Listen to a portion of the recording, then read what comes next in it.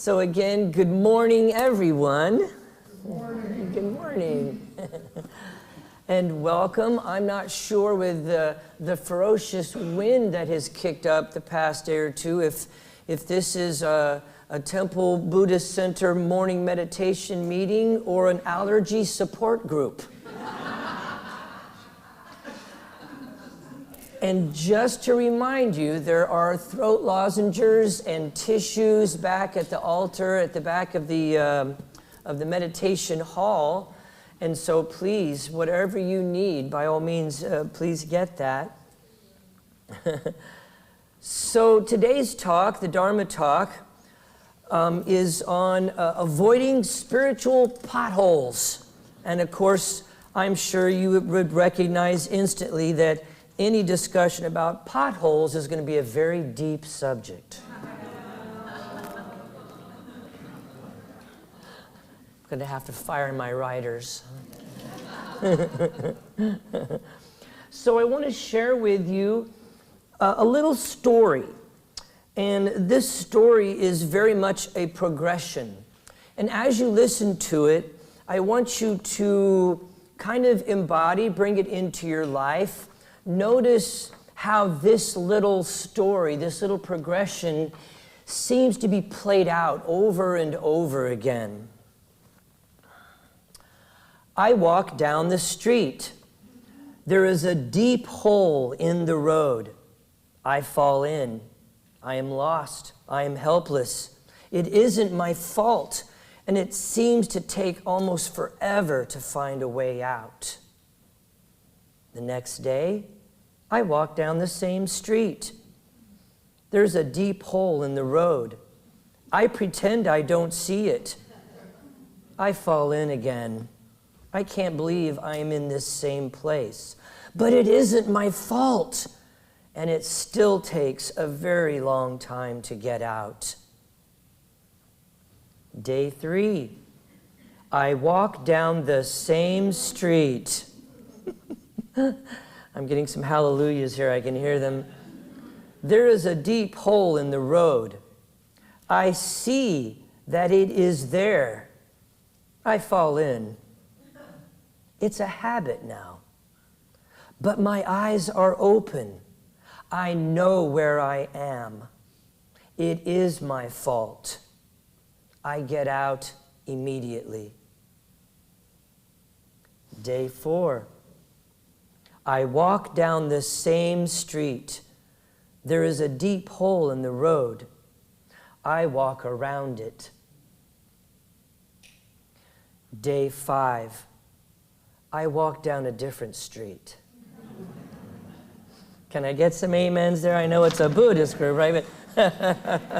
So this little story could, of course, apply to so many things, whether it's recovery or whether it's breaking bad habits of any kind, really, but also our practice as we move from unwholesome mind states to wholesome mind states, as we move from blame and judgment to taking responsibility for our life, or so to speak, taking a different street, if you will.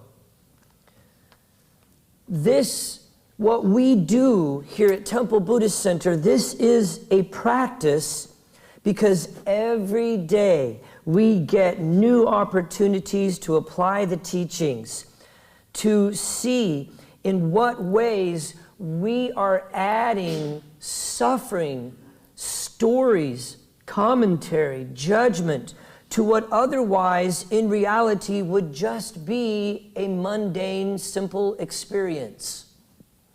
But we overlay with villains, victims, heroes, stories about how the pothole got here, who put it here. I'm going to write to my congressman.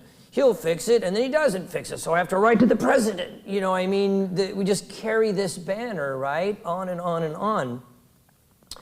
So today, what I'd like to talk about is avoiding these spiritual potholes, so to speak.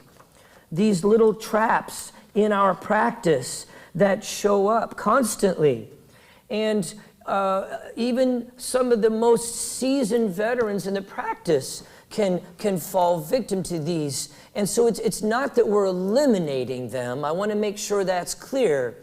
We're simply bringing awareness of them, because awareness unties every knot we have. And so it's not that these things are going to stop. The unwholesome mind states will still arise. We have a human body, but our consciousness and bringing our awareness to those old friends is what makes the difference. One is unconscious, one is conscious.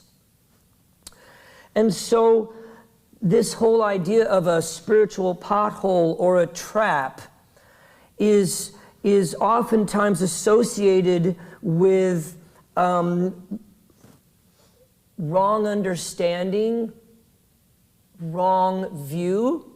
I don't really even like the term wrong, because in our practice there isn't right or wrong, good or bad, but there is unskillful or unwholesome. And they will cause suffering for us and the people we love around us until we wake up and see that pattern of speech or behavior or thinking that is causing this. So I want to actually start off with a little bit of how do we prevent these traps? How do we avoid these potholes? Well, of course, for one, is taking refuge in the three jewels, right? Being constantly familiar with our Buddha nature, our meditation, our mindfulness practice, our studies, our readings, all of these keep our Buddha nature sort of on the forefront and allows us the ability to see through those glasses instead of the glasses of conditioning. So our Buddha nature. Second, of course, is the Dharma, the truth teachings, keeping, coming to Dharma Talks, whether they're here at TBC or online. Of course, like I said earlier, videos, readings, our magazines or studies, things like that. Also, having Dharma buddies. So Sangha, those people in our community that we like to bounce ideas off of. We like to go, this happened yesterday, and here's how I responded. What are your thoughts? And other practitioners will know that you are doing self-inquiry and self-discipline and might relate to you a story of when something like that happened to them. Rather than judging you or trying to fix you, another practitioner knows you're not broken. Another practitioner understands this beautiful process of awakening that understands that life is not happening to you, life is happening for you. That's the difference. So a coach, a Dharma buddy, our teachings, our teachers, relying on them, and also making sure to revisit the first and second step of the Noble Eightfold Path. So I want to share with you just real quick, for those of you that maybe have forgotten them, or we have a lot of new folks joining us every Sunday. So in the Buddhist practice, the first step on the Noble Eightfold Path is wise understanding. Wise understanding. Both of these fall under the first section. The Noble Eightfold Path is separated into three sections. The first section is the wisdom section. And so wise understanding. And so I'd like to just read a little excerpt here from you from Jack Kornfield. Wise understanding is the understanding of things as they are. And it is the Four Noble Truths that explains things as they really are. Right understanding, therefore, is ultimately reduced to the understanding of the Four Noble Truths. This understanding is the highest wisdom which sees the ultimate reality. According to Buddhist practice, there are two sorts of understanding. What we generally call understanding is knowledge, an accumulated memory, an intellectual grasping of a subject according to certain data. This is called knowing. It is not very deep, however. Really deep understanding, or this penetrative understanding, is seeing a thing in its true nature without a name, without a label, without a judgment, without a story. This penetration is possible only when the mind is free from all impurities and is fully developed through meditation. And the second step on the Noble Eightfold Path is wise thought, or sometimes referred to as wise view. Wise thought denotes the thoughts of selfless renunciation or detachment, thoughts of love, thoughts of nonviolence, which are extended out to all beings. It is very interesting and important to note here that thoughts of selfless detachment, love and nonviolence, are grouped on the side of wisdom. This clearly shows that true wisdom is endowed with these noble qualities, and that all thoughts of selfish desire, ill will, hatred, separation, division, violence are the result of a lack of wisdom. We see this playing out in our own society right now. Eckhart Tolle likes to say, what our society needs right now is not more knowledge, it needs more wisdom.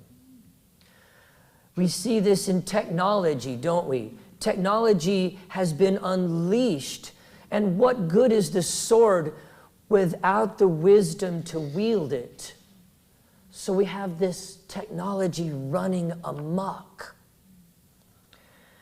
And so this wisdom in life is our invitation as practitioners to bring more of that in and to cultivate that as individuals so that we can share that with our families, our communities, our societies in general.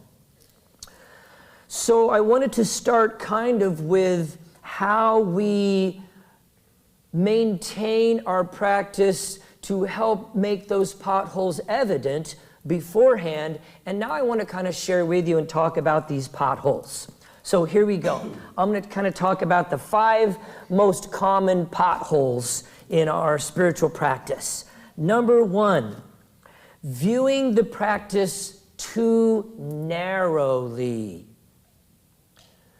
So oftentimes I talk with people, and it's kind of funny, and it's so uniquely Western.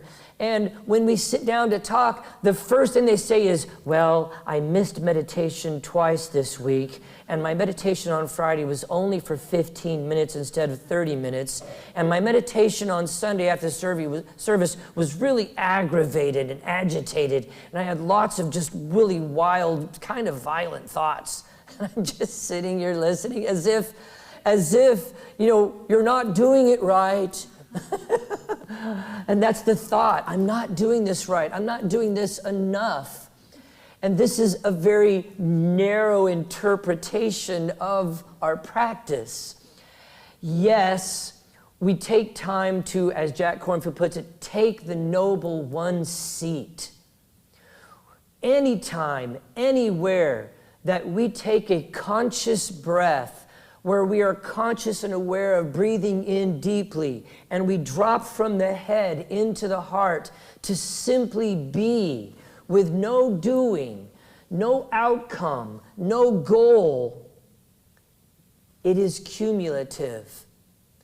Every time we do that, whether it's a stoplight, whether it's a 2-hour sit, no matter when, where, or how, when we take time to drop into our heart and just invite the sacred into that moment, that is meditation.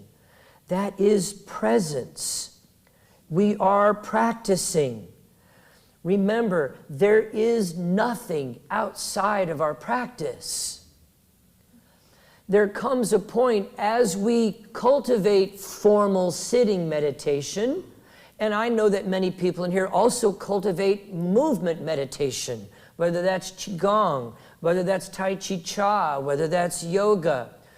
So we've got formal sitting meditation. We then have formal movement meditation.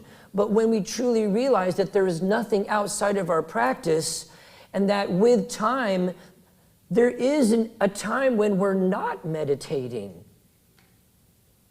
There's simply washing the dishes meditation. There's driving to temple meditation. There's walking through the neighborhood meditation. There's discussion meditation. It's all practice. It's all a part of our awakening. And our practice is helping us to shift from that, what I mentioned earlier, that life isn't happening to us, it's happening for us. There is this shift where we are able to take every single experience and utilize that in service of awakening, in service of awakening for all beings in all places. Number 2, making an intention or a goal or a mandate. This kind of refers back a little bit to what I was saying, how we often are the goal. You know, often people will say to me, my goal is to always be aware. And so this intention, this goal, when we set this, the very second or moment that we're not aware, now I get to beat myself up because I failed. And for some of us, there's that pothole in the street that I talked about a moment ago. Notice how we use everything to beat ourselves up with, to punish ourselves. You didn't do it right. You're not worthy. You're not good enough. See, you didn't sit for 5 minutes without having a thought. As if that were even possible, right? So making this goal, this intention, instead, the invitation from the Buddha is to actually formulate and set an intention. The difference between an intention and a goal is one has an outcome. The other one is more like a compass. It's just a direction. When I kind of move off that direction and I hit a bumper, I know to redirect. That's all. I haven't failed because there's no outcome that I need to achieve. There's no goal post that keeps moving. But there's just a redirect. And those bumpers are when life gets difficult and we find ourselves ruminating about that discussion we need to have with the boss this week, running videos, and we're not present. We're caught up in the future, or we're caught up in the past. That's how you know it's time to redirect. Come back to the present moment. Number 3, believing that feeling good is the goal or the intention of the practice. Oh, I had a good meditation because it was light and fluffy. And there were rainbows and unicorns. Again, I cannot emphasize enough that our practice is about clarity and equanimity. Equanimity doesn't need a good meditation. It doesn't get upset at a bad meditation. There is no good or bad. There is only presence. There is only when we are clear and continuously present in this moment, regardless of what that moment looks like, feels like, sounds like, smells like, none of that matters.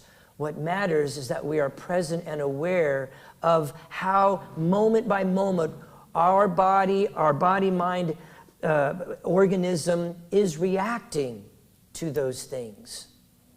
Are you patting yourself on the back because you did a good meditation? Are you punishing yourself because you did a bad meditation? See, now, if you're careful, if you're aware, you'll see the nature of mind needing to quantify and qualify. Now that's the fruits of our practice. Seeing the nature of mind, not being caught up in all of its machinations. My teacher used to used to give me a hard time. He's kind of like, are you doing this practice to feel better, or are you doing this to wake up? Well, now I'm doing it to wake up. Number 4, perceiving craving and aversion as sins. As sins. Boy, that's deeply embedded in our psyche, isn't it? So this, I'm trying not to crave. I know that I shouldn't crave. I know that I should accept everything. But see, craving and aversion are a natural part of the process. They are here for us to become aware of them. They're not here to make our lives difficult. They do that. But they're here for us to wake up to them, to see and experience craving and aversion. Aversion will occur. Do you see it? And more importantly, how do you respond and react to craving and to aversion? Remember, awareness of craving and aversion is an opportunity for insight into the causes of all suffering. Awareness of craving and aversion is an opportunity for insight into the cause of all suffering. And number 5, trying to measure your progress. So again, the egoic mind, we know we're in an egoic mind state when there's quantifying, qualifying, measuring, comparing is one of the favorites. And guess who is making millions of dollars off of this? All of these little meditation apps on your phone have honed right in on number 5 and monetized it. Now, I know a lot of you are secretly right now trying to delete this app off your phone, but it's okay.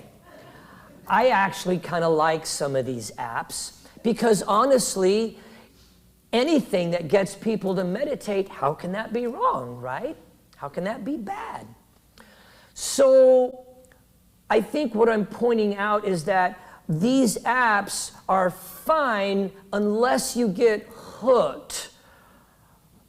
Congratulations, you have meditated for 100 hours and you get a cartoon llama. And I can make him dance. So the goal becomes, you know, all these little rewards that it gives you. And it also connects you with 7,225 people were meditating at the same time you were meditating all around the world. I feel so connected. So again, these things aren't good, bad, right, or wrong, but they're a hook. They're a little trap that they found a way, and people are now chasing after this. And it works that way, but that's how those apps work, and that's how number 5 of this pothole works, is that we kind of, over time, it's like, wow, I've meditated every day for 2 weeks, but you know, all of a sudden today I've got an appointment, I got this and I can't do it, and now we have something to beat ourselves up with, or something to feel badly about, or something to show yourself that, see, you're not reaching your goals, you're not doing it right. So instead, our practice invites us to relax, release, simply set an intention, and then come back to that intention when you can.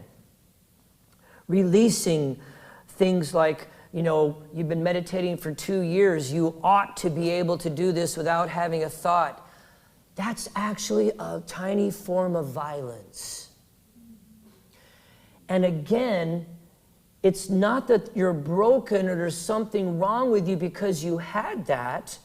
What's important is the awareness of the body, mind, organism, awareness of the nature of mind. when you see those thoughts over and over again in your meditation, it's not the thoughts, it's the awareness of the mind that's thinking them. Oh, look at that. And then you begin to see these old conditioned patterns. Sometimes you might even have an insight, a voice from an aunt or an uncle or a teacher or a parent or a minister or somebody that maybe used to criticize you about something. And as a young child, you weren't able to deal with that. And so that was the first time I remember not being good enough. And that stayed with me because as a little child, I couldn't process it. And now you're seeing how that has stayed with you for 35, 40 years, has grown, has been reified or even concretized or supported by constant behaviors. Do you see? I'm not trying to give a lesson in psychoanalysis. I'm trying to show how the universe is madly in love with us and wants us to wake up. And so therefore it provides and presents these patterns. And when you see the patterns, you begin to wake up because they're just patterns of thinking and behavior. And when you can observe them, you are not caught up in them. And that's our practice. So I'd like to close with a little writing here that I'm not even sure where I pulled it down, but I really liked it. And I wanted to speak to this, the golden side of this. In other words, what happens if I have a really wild experience? You know, I'm actually floating 2 inches off the cushion. And people are like, how are you doing that? What's going on? Those can be a trap too. People who come to me and talk to me, or even Robert and I share stories, who have gone on these, I guess microdosing is very popular now. And many people are going off to the desert and having an ayahuasca, or they're going to a clinic and they're doing a mushroom microdosing thing, and they're having these incredible experiences of oneness. I'm one with everything, and I can feel it, I sense it, I don't even know it, it's just happening. And again, this is not good, bad, right, or wrong. However, the trap, you now spend the rest of your life trying to get back to that. And that's exactly how you will never get there again. So these unusual experiences can create an obstacle course of repeated difficulties and pitfalls in our spiritual journey. Our reactions to them can even corrupt our meditation. We may grasp at these experiences. We may seek to repeat them and hold them, the precious. And then we think we are enlightened, which is actually in the Buddhist practice called settling for the booby prize. I kind of thought something more noble would be there, but anyway. So these are also additional traps. And so, again, what's important here is to notice the experiences, be present with the experiences, embrace the experiences, and then release and be present in the here and the now. These exciting traps these exciting experiences can be traps because we try to get back to them, and we fall into these other little potholes in the street over time. And again, this is why it's important to remain connected to a Sangha. That's one of the 3 jewels. That's why it's important to remain connected to a Sangha. It's why it's important to continue your studies, your readings, your teachings, videos, magazines. Those are good. Discussions like our post-service discussion group. That's the benefit of those things. And then, of course, being connected with our Buddha nature. What does that feel like every time we take the Noble One seat, every time we sit and practice? We are remembering, we are cultivating what that feels like. Thank you again so much.